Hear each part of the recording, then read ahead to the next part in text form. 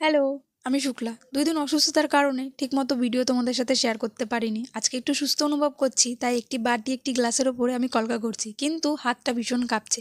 আমাকে হেরে গেলে চলবে না, আমাকে কাজটা করতেই হবে। কিন্তু এই যে তুলিটা আমাকে ভীষণ ভালোবাসে। যখন কলকা করতে বসেছি আপনা আপনিই কলকা উঠে পড়ছে। তাও তোমরা না আমাকে একটু সাহায্য করো, এই বাটিটার ওপরে কীরকম কী কলকা করব। তোমরা মাঝে মাঝেই আমাকে কমেন্টে জানাও যে দিদি এরকম করো ওরকম করো। আপ্রাণ চেষ্টা করি আমি কাজটা করার, আবার মাঝে মাঝে হয়ে ওঠে না।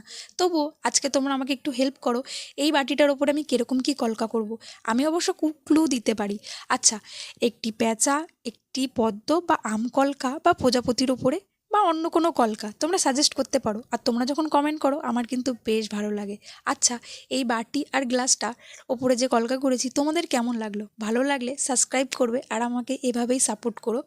আর আলাদা বাটি আর গ্লাস সেগুলোর ওপরেও কলকা করব, খুব শিগগিরই সেই ভিডিওগুলো তোমাদের সাথে শেয়ার করব। আজকের জন্য এইটুকুনি, বাই।